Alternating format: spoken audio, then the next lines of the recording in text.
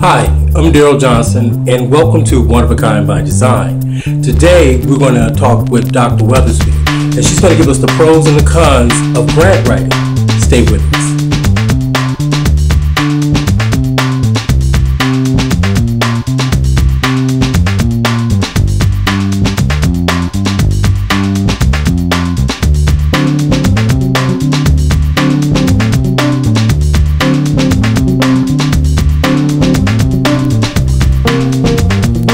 Hi, we're back, and I'm here with Dr. Weathersby. How you doing? Oh, well, thank you. Good. Now, talking about grants, before we get into all of that, I want you to tell us a little bit about yourself. I'm Latrice Atkins Weathersby. I hold earned a PhD in American history, but my greatest asset, I think, in terms of helping other people has to do with my writing skill sets.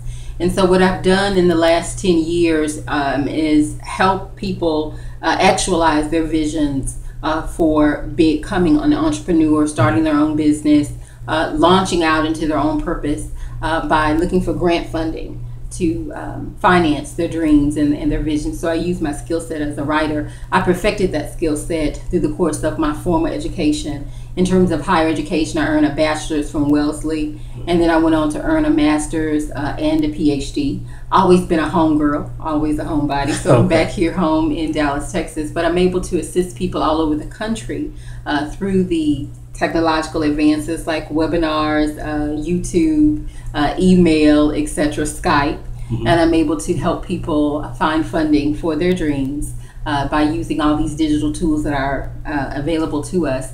And so combining technology with my writing skill set, I'm able to offer my services to people so that they can find the grants and the funds to go ahead and live out their dreams, as I'm doing. Okay. What made you get into this? What brought you down this path to grant writing? I guess you could say it was somewhat serendipitous. Okay. Serendipitous, a word that means you just get lucky. Right, something just happens for you. In 1998, I was working on finishing up my master's, getting ready to go into my doctorate program, and I was an active member of Baptist Church. And the minister of the youth department said that she wanted a grant to finance a program to promote abstinence.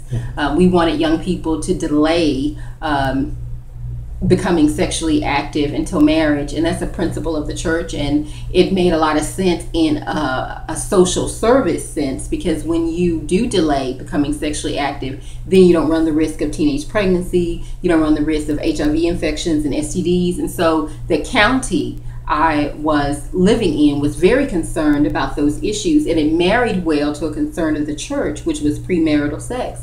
And so I said, okay, I will write a grant to the county to promote abstinence, which in turn averts teenage pregnancy, STDs, etc., etc. So this was a nice partnership. Very first grant I ever won in my life. It was funded.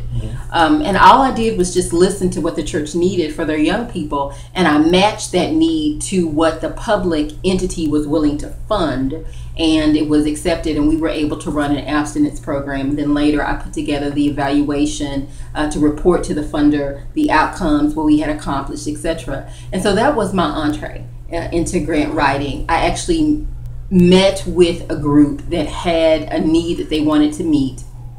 I matched that need to a priority of the giver, and then I wrote a compelling, simple narrative to explain what the project would entail and what the outcomes were anticipated to be. And in telling our audience that, I'm actually giving them the formula for writing a grant. You identify what your need is, and then you match that to a priority of a funding source and give them a simple, straightforward narrative explaining what you're going to do and articulating what the anticipated outcomes will be, and then how you're going to measure or evaluate those outcomes. That in a nutshell is what a grant proposal is. And that's how I started down this path, matching the needs of a community with the priorities of a fund. Let's talk about the myths and things like that. You know, the truths and non-truths about grant writing. Okay, that's a really great question, Daryl. I think that people who are just now understanding that there are funds and monies available to support their dream, to help them reach their next level, to make that transition from one way of supporting themselves to another, they do stumble across grants, and it can be a very, huge mystery. And so we want to demystify the entire process and get rid of some of these myths that are going around. And I've identified at least 3, Daryl. One is that grants are free money. And that if you can find a grant, you basically have the Midas touch, and that's all you need to do. Is just ask people to give you money. So it doesn't work that way. What about that guy with that little thing? So he's just basically. What do you think? I mean, that's just. What is that? What is he selling? He did work in the financial sector, and one of the things he did as a consultant was identify public funds that matched his clients' visions and needs. So Mr. Lesko is his name. Right, so Mr. Lesko is very legitimate in that he is from the financial sector, and he is very astute at all of the different ways that our government can partner with individuals and groups and businesses and companies in order to affect change and bring something about or correct something. So he's absolutely on point with that. And then all the question marks and all of the energy and all of that, that's marketing, right? That's your business. Yeah, that's my business. So yeah, you're right. But I think what individuals need to understand is that the government isn't giving people money in order to make people rich so they can make money. Right. The government is looking for smart, savvy, cost-efficient partners who want to solve problems or create opportunities. And so that's what a grant does. A grant is not free money so that you can just do what you want and you can get rich. That's not even logical or reasonable. Nobody's giving people money so that they can make money. That's not what that is. But a grant is a financial tool in order to find a partner where you have identified a need or you can provide a service, and this partner wants to see you do it because there's some greater good or benefit to it. So that's the first thing. It's not free money. It's a funding opportunity that's based on common ground and trying to solve a problem or create an opportunity. It's a partnership.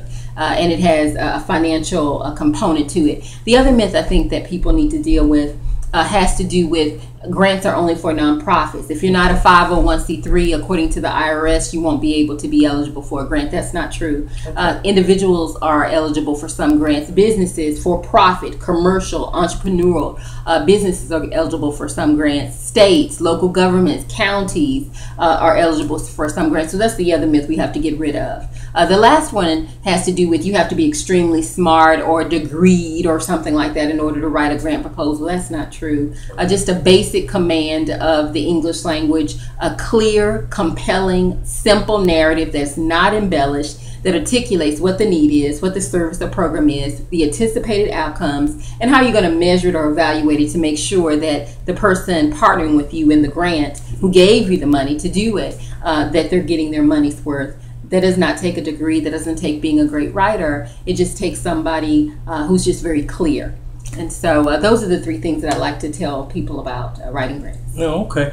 I'm going to ask you a couple of more questions. Dr. Weatherby, now tell us, how are some ways that a grant can be used for a home-based business? Great question. I know a lot of people out there are looking to get away from their 9-to-5 or get out of a certain industry and just do their own thing, right? But they may not have savings or capital or credit in order to do that. And so they quite naturally might wonder whether or not you can use a grant to start a home-based business. I would say yes, but let me caution our listeners to understand that, again, a grant is a financial tool. It's a partnership, an agreement that you enter into with the funding source, be that a local government, a state government, the federal government, or a corporation like Walmart or Target, or a philanthropic organization like the Bill and Melinda Gates Foundation. It's a partnership, and the financial tool that ties you to that partner is the grant. And so if you're going to start a home-based business, you have to figure out, how does my business partner with the U.S. government, with the state of Wyoming, with Bill and Melinda Gates, with the Audubon Society in Alaska, whatever grant you're going after, you have to ask yourself, how will my home-based business be a partner, a viable partner with this funding source in order to affect this change, do this service, do this program, meet this need, etc. If people enter into deciding to go into a home-based business with the only thought in mind of, I need to make money for myself, I want to increase my individual personal wealth, I want an opportunity for myself, grants are not designed that way. You don't get a grant in order to create a business just so you can prosper. Grants are financial tools that cement a partnership between someone who's a problem solver, a thinker, a doer, a shaker, and a funding source whose priority matches what it is that you're trying to get done. Okay. And so that's the first thing you have to do when you're ready to start a home-based business, but you're thinking that you want to use grant funds to start it or finance it. In what way is your home-based business connected to the priorities of these various funding sources? That's a question you have to be able to answer. The grants that are available in our country are about human services, social services, about improving the quality of life, solving problems, etc. If your home-based business has absolutely nothing to do with that, then more than likely grants are not a financial tool for what you're trying to get done, because your thing is solely commercial. The grants that are available for businesses and that are available for individuals, i.e. those who are not nonprofits, are still tied to the concept of improving other people's lives, the greater good, the public, etc. And so when you start a home-based business and you want to use grant funding as a financial tool, you have to really explore, investigate, figure out, how does my home-based business relate to the public good? Oh, okay, great. You know, you use this knowledge of when people are growing their business. I heard you say it once before, like a child. Explain that. Okay. I want everybody to hear that again. I explained at one point there, we were having a conversation to our listeners that people who want to start a home-based business and all of a sudden they want to depend on it to support them as if it's a full-grown working adult are in a fantasy world. Most people who have children, you don't expect that little baby to contribute to the household in any meaningful way other than the opportunity to nourish that created being and love on it, but it doesn't really give you anything back substantial. You can't ask the 3-year-old to go and make the black eyed peas. You don't ask a 5-year-old to go and landscape the backyard. Right. And so when you're starting your home-based business, be gentle with it. Allow it to grow.